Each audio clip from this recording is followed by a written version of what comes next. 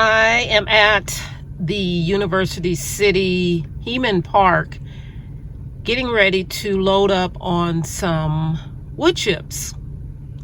And all of this is free, and I am going to take advantage of it. All right, my bags have come in handy once again. I have 2, 4, 6, 8 full bags. Well, not full, half full bags. Pretty much almost full bags. And a bucket of wood chips for my side yard and other areas of my backyard. And I love this. I love the fact that all of this is free. And not only that, but the mulch as well. So yeah, I'm excited. One thing checked off the list. All right, I'm gonna show you the side right through this gate. I haven't showed it in a while. And why not? Why not show it? The birds have occupied the birdhouse there. And I love it. I love occupancy with the birds. Anyway, remember this giant trellis? Well, look what's growing on it. It's growing a little wild. And I also have a clematis on the other side. It's the president. It's a purple one. And right now, I don't see any. Oh my gosh, there are blooms. See, when you don't come out and look all the time. Look at that, look at that. I thought maybe since I moved it from one spot to the other, I didn't know what it was going to do. So I'm gonna have to tie this up. But look at this honeysuckle. Oh my gosh, this is the one that is not invasive. Coral honeysuckle is the name of it. But I just put this in last year, and of course I have to tie this up. But it is looking good. I'm so excited about that. Oh my goodness, oh my goodness. Thank you, Lord. And this is a incredible hydrangea. I'm gonna bring some white over here in this area, as well as over there. There's another one. These were pretty in April. These are, I'll put the name on the screen. They were pretty. I'll see if I have a picture to show what that looked like. And over here, I have a re-blooming purple lilac. And it is so fragrant. I love it. I had called myself getting rid of the irises in this bed and putting them all over there, but I missed some, and that's okay.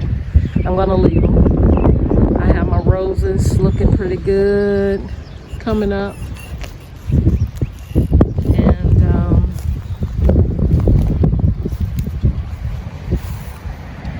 this is a false spirea right here. I love this plant. I have some alliums blooming and more roses.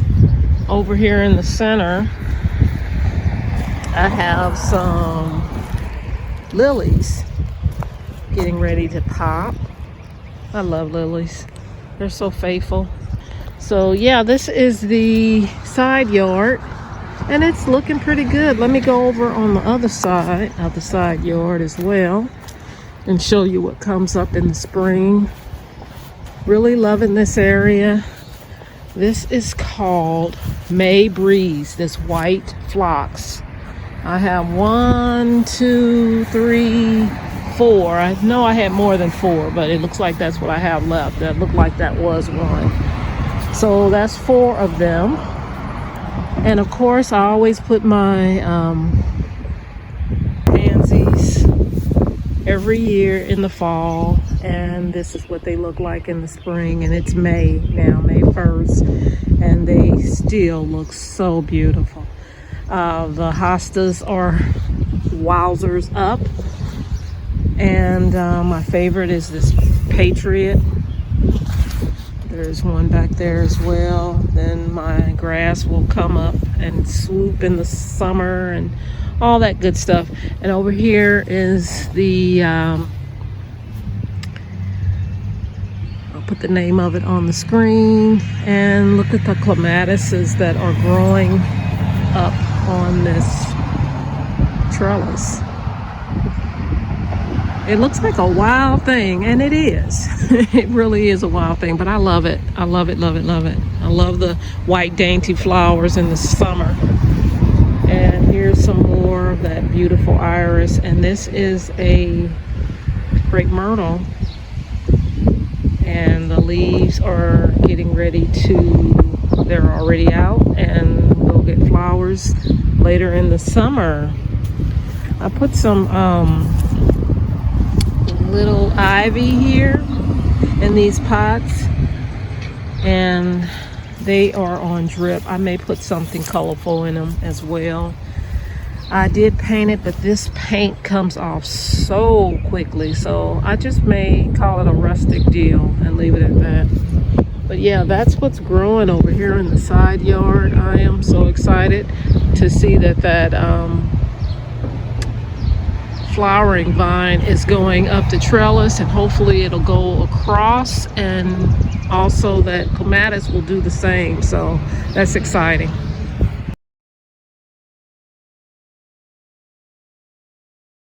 It is May 2nd, and I am getting ready to go outside. I have some time on my hands to just get out there and make sure I get some things checked off on my garden list. So as you know, those who have been watching my videos for a while, I use a program called Trello, and I have my garden sectioned off in the front and in the back, where I can work in sections when I have time to work in those sections. Today I'm going to be working in, I'll put the section number on the screen, but I'm going to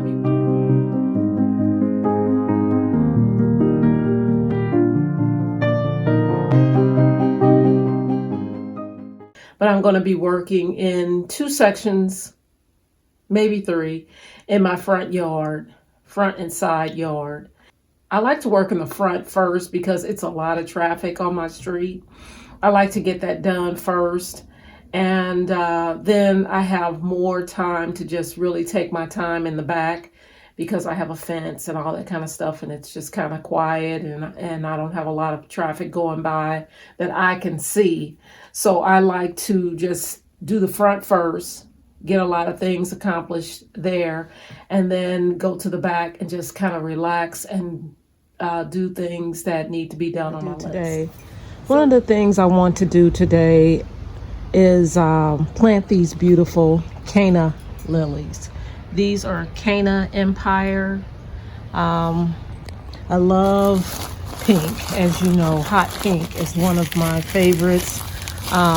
There's a bulb in one bulb in each bag, and I don't mind investing in these things because for me they come back. I'm in zone 6B, but if I plant these up against a fence or a wall, a foundation wall, like I have done for many years with other canas, they will come back. So even though it's a pretty big price tag, $7.99 for one bulb, I consider it to be a great investment because I have them coming up every year.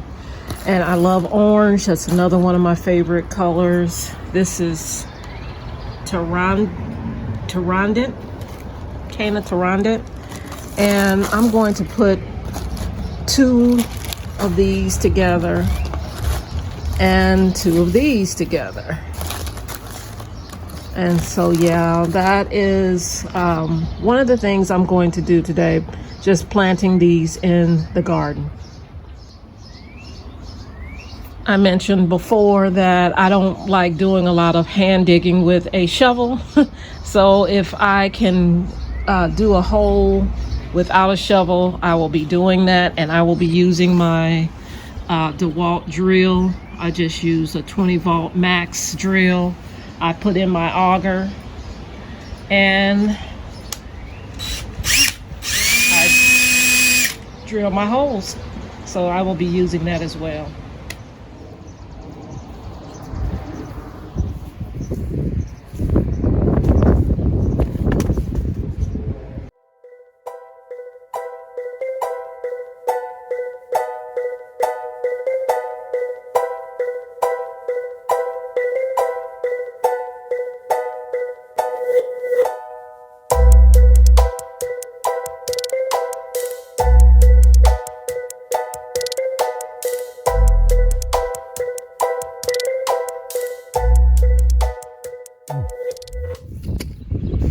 Alright, I have the cannas planted and they should come up and be a nice backdrop on this brown fence. As you can see, I have Amsonias right here. They are so beautiful this time of the year. And even when they're done, the flowers, when the flowers are finished, you have this beautiful ferny like foliage that just sways in the wind, and I love it, love it, love it. But that's going to be some nice color. That pink and orange will be nice there. And look at what's growing over here in the side yard.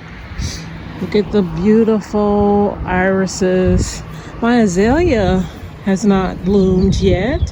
Hopefully it will. I see one little pink, but it's still a little chilly. It's like 48 is the low. It's going to be 60 something today.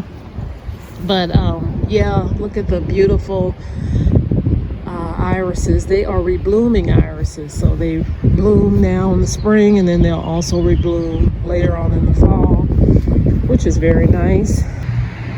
Cannas over here, I do have some that come up every year. These are Tropicanas I got from a friend years ago, and they keep coming back every year. So yeah, this hydrangea oak leaf, oh my goodness, I cannot believe how big it is. It used to be really, really small and I thought it was dead. I said that in several videos before, and now look at it. It is humongous, and I love it that way. It can just get as big as it wants to over here, as far as I'm concerned. But yeah, the irises are always bringing me joy. And look at my peony. Oh my gosh, it is huge already. Look at that. When those flowers start coming in, watch out. I will definitely have pictures. But I think I want cone flowers on this corner section. Because I have a lot of daffodils in this area. And they, as you know, are a spring thing. And I need more color up in here, because this is what it's going to be like unless I put stuff in between here to come up. And that is an option.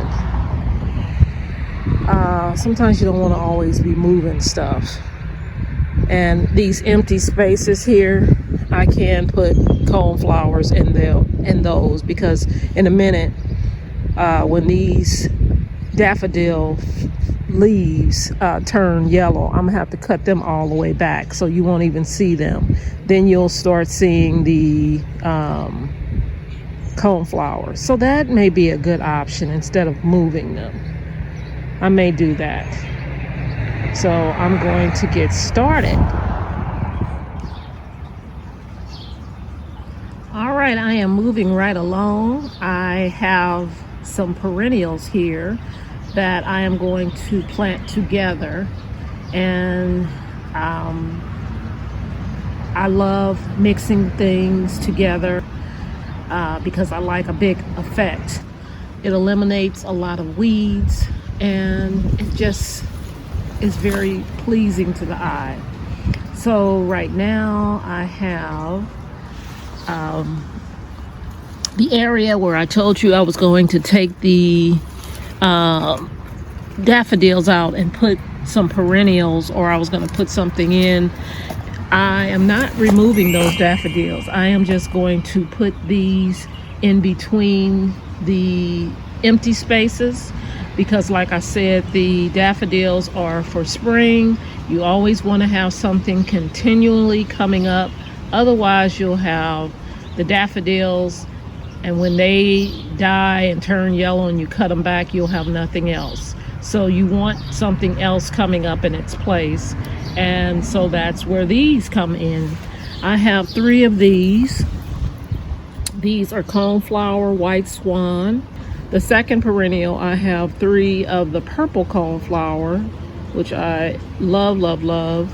And I also, you can also take the seeds of these flowers once it's finished and just place them other places. And the last, third and last, is the black-eyed Susan. The name of this one, this black-eyed Susan, is Kelvedon Star. Isn't that flower pretty? So that is one of them. And then the last one in that yellow category is going to be the regular black-eyed Susan. This is called Toto Gold. That picture is adorable. So I'm going to group all of these together in that spot on the edge, and I'll share with you what it looks like when I'm done.